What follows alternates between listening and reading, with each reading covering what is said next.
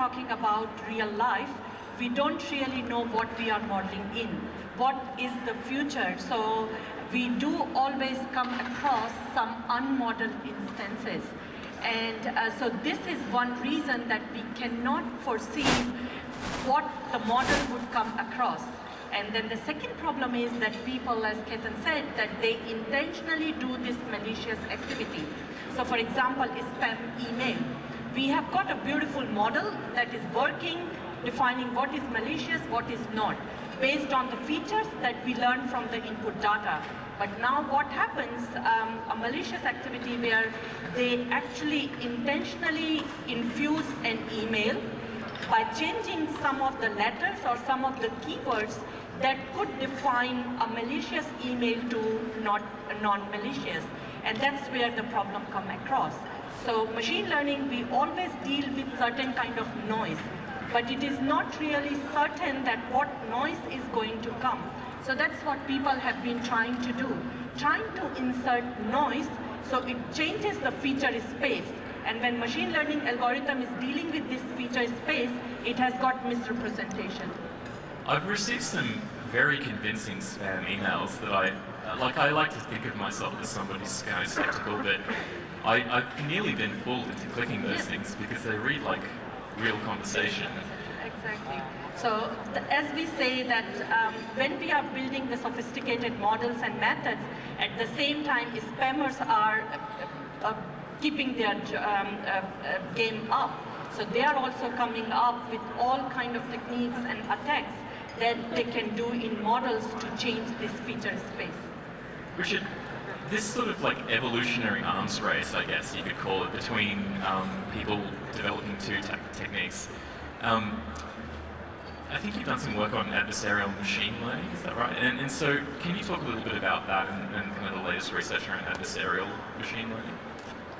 Yes, so adversarial machine learning is rapidly developing as a sub-branch of machine learning where essentially you don't just design a learning system or a learning algorithm, but you try to imagine what kind of malicious behavior could be in front of your algorithm so that you somehow cover the worst possible case and you end up with something that can be somehow certified or qualified as being able to work in these kind of conditions that you define, of course. Yes, so we do that kind of things.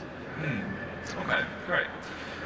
So it's pretty surprising that I guess you could call them weaknesses exist in a lot of systems that are being deployed in real life. Richie, you've done a lot of research on social media, and there are many different examples that you can find where people are starting to use social media as a data set, so they're kind of taking information from social media sites, fitting them into a system, and then using that as a decision-making tool. Do you think that there are any issues around robustness around this particular use of AI? Yeah, so social media, when people deal with it, it has got its own problem. It's coming up with very strong bias and prejudice that people have towards any product, towards any item, towards any object.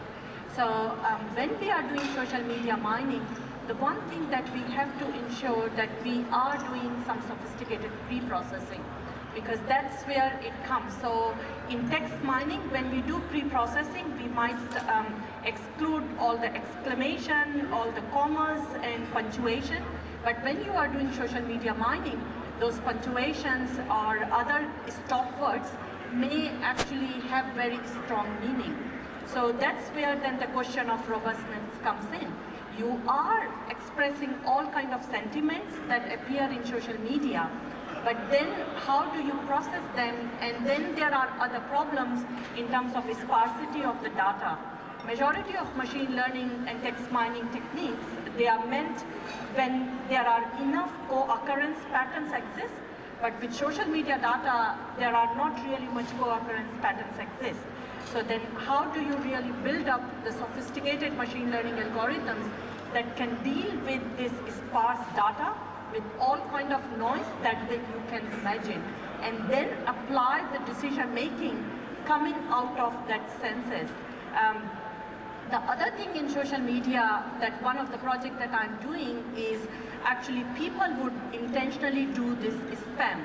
So review systems are the very good example of that.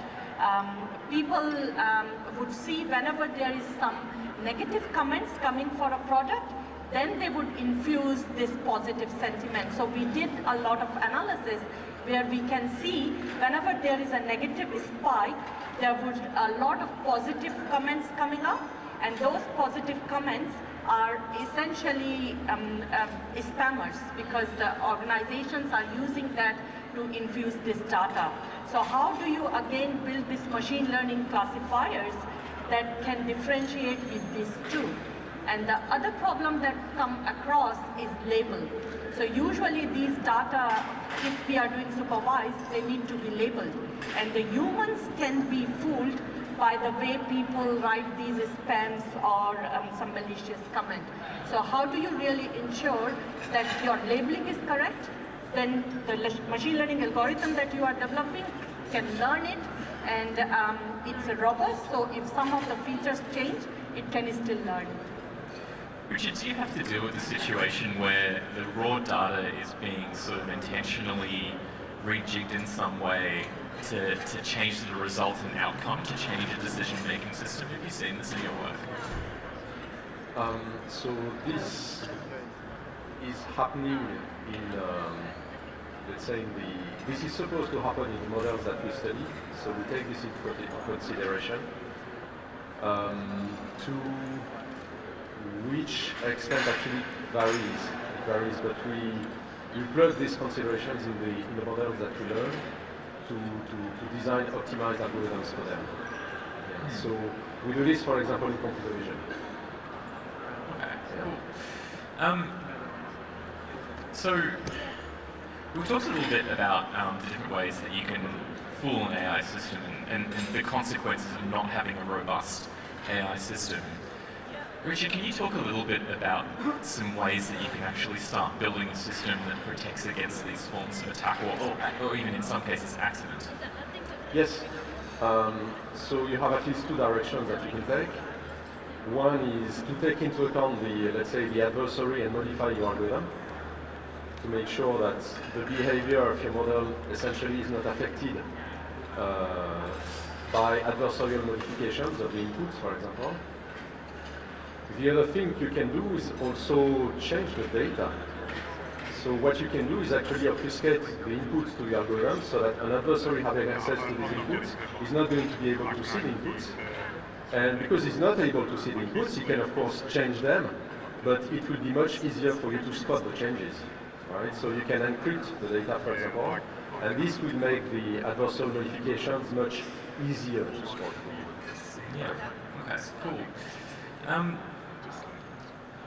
Richie, something that's sort of come up a little bit in this discussion is when there's something of a feedback loop. So you have an AI system that isn't robust, and as a consequence, the outputs of that system get used as an input in that same system. So it's decisions that are made by, say, imagine you had a judge that is a computer and that's making decisions about people's sentences. Then their history of decisions is used in the future. How do you guard against this specific problem with non-robust AI, where it actually starts feeding back into itself and you start losing control of the way the system's being used? Is that something you can control against? Or is that like more of a society-wide thing? So usually, like, we would try to make algorithms that are robust. So the robust algorithm, when you build it, you are trying to model what your method may not be able to see. So one of the techniques that usually I work is more in terms of unsupervised learning. So essentially you are not teaching the model what would be the consequences, but you do unsupervised learning, so you actually learn the patterns, learn the features that's happening in the data, and then use those features or pattern to make decisions. So there are like matrix factorization methods, tensor modeling methods, that they would learn those patterns. So I guess that if you have that input that is pure and non-malicious, it would learn those patterns. And the other thing that you can control is what the scenario that you described is by anomaly detections. So usually you have the patterns that are commonly occurring. You build the system based on those patterns. And then you watch your system, watch your model to see any anomalous activities happen. And what you described, if someone actually intentionally changed the decision and that decision is being fed into the model, hopefully your anomaly detection module would pick it up. And then that can be informing that, yeah, something needs to be done. So I think in this kind of scenario, you need to have a watch monitoring where you don't just model and reason and forget, but you have constant loop to reason and find out about these any malicious activities. It's like this ongoing sort of skepticism about the way it's operating, but like a healthy skepticism, right? Is that kind of what you're doing? Yeah. If I can go back to your question actually of whether we have access to this kind of data with which we can feed our systems, that's actually a very good question, but the true question that we need to address is perhaps broader, and there's a parallel to do with cars. If you want to reduce the number of accidents, you have essentially two ways to do that. Either you try to better train people to drive their cars, and obviously that is an important part of the solution, but in fact what we have done essentially is also design better cars. So we have designed bumpers, we have designed airbags, we have designed all sorts of systems that essentially somehow wouldn't prevent accident but would minimize the cost of accidents. And for that reason I believe that the real point and the real question that we try to solve is to make better algorithms, disregarding the kind of data that we have, but somehow thinking in the worst possible case, assuming that the adversary is, let's say, bounded, is not going to be able to do anything, but assuming his behavior is bounded, what is the best that we can do? And this is the question that we need to solve. And then essentially we can be confident that the algorithm is going to work within prescribed regimes, of course, but we can be confident. So it's sort of dealing with this problem way earlier on in the process, as opposed to being reactive when something comes up. Yeah. So I just want to bring up a really interesting article I read a couple of days ago. Richard, you did some video recently about deepfakes. So just for those who aren't familiar with this, a deepfake is when you simulate a video of a person talking using only, like, say, a few pictures of their face, and an AI system can sort of map their face onto like a person talking. So it's a very convincing effect. It's essentially a form of fakery, but with video rather than, say, Photoshop. So I saw a sort of follow-up article on that about detecting deepfakes, and it looks at the way blood flow happens in the human face. And when you have a deepfake video, blood flow doesn't really sort of happen in a normal way. And it kind of made me think, like, if I were maliciously creating deepfakes, that's a really important piece of information to know. Is there any risk in publicizing all of the I guess, like, the weaknesses, that it just ends up improving the efforts of an adversary trying to use AI for fakery or for malicious reasons? That's an excellent question. I believe you need to disclose all the weaknesses. It's a principle that has been applied in cryptography, for example, for decades and more, which is essentially you assume that your adversary knows everything except what's supposed to be private.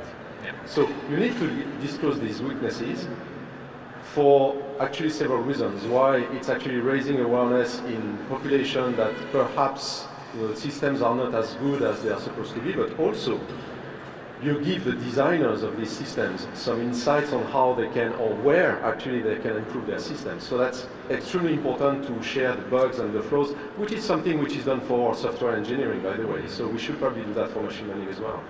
Richie, do you have this problem? Like when you reveal something and you're sort of slightly worried that you might end up, how do you sort of deal with that challenge? Say with the fake reviews, for instance, is that something that you think about? Yeah, I think it's always the problem that what you are disclosing in what interpretation it is used. So we see so many examples of fake news, that, and also so many examples of people like putting mismatch of faces and what they are saying or the scenario they are. So there are a lot of machine learning algorithms that kind of now being developed, and a good example is generative adversarial networks, GEN. So they would have in parallel two kind of networks. One is discriminator and another one is generator. So discriminator would actually learn the problem from feature to the output, but and the generator from the output would generate all possible combinations of these malicious activities.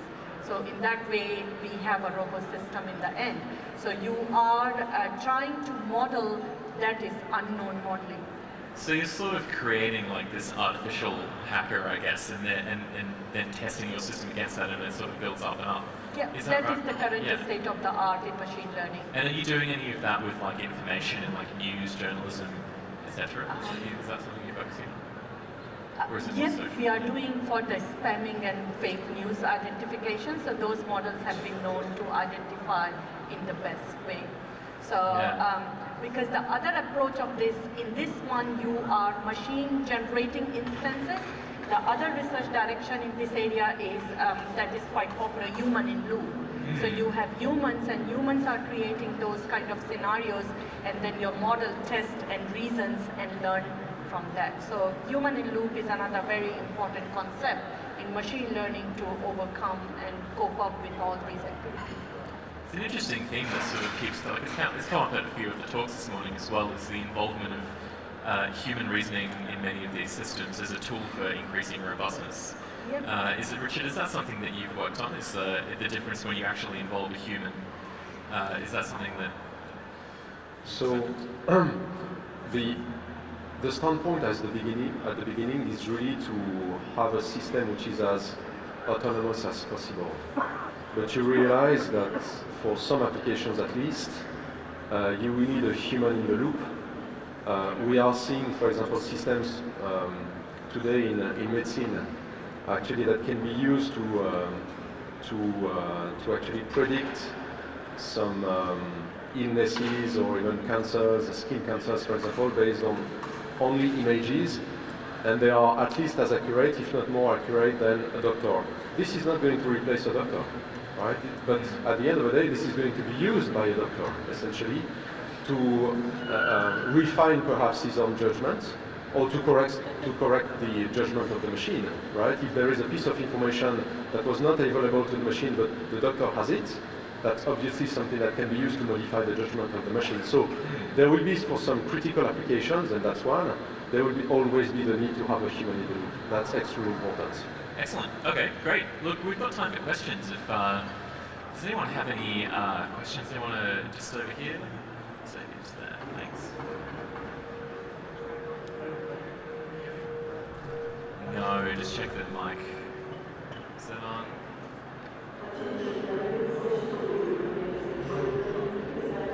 You might have to yell it. Just yell it and I'll repeat the question. So I've been tracking along with like web scraping technology that can be accessed commercially, like just by normal people. So it's for the purpose of generating insights for product development. But I've noticed that it's quite hard to do for a normal person. Like if you Google or LinkedIn or Twitter, you sit on top of this immense valuable data, and you have your terms of service that protects that data. Person wanting to access that data, it's difficult to get at. What do you think is happening in terms of democratization of accessing that data? Do you think it'll stay the way it is? Do you think we should do things to change that? Yep. So the question, just for those who can hear it out, the question is just around when you have huge amounts of data stored in social media sites like Google and LinkedIn, etc. Are there any efforts around making that more accessible, making it more widely available? Do you think that this is something that could help people? Yep, so I completely agree with you. I've got many projects where we are relying on to web scraping, and we come across where Twitter would change their APIs. Like recently they stopped tracking the time, so now we can't have the time location, and it's making difficult. So I'm not really working into that area, but I know In one of my projects, colleagues in Griffith, they are working on to a lot of legal and ethical aspect of this data. And there has been a very large open data access projects coming up. Like for example, LinkedIn is completely off from the scrapping. Twitter and Facebook open pages are quite good to collect data from. So there are some limitations. There have been some efforts happening there in terms of open data, but I don't really know any great success stories there. Richard, and there's something. Oh yes. Sorry, no, go on. No, I think there's also something to consider. Actually, there are 3 points to consider.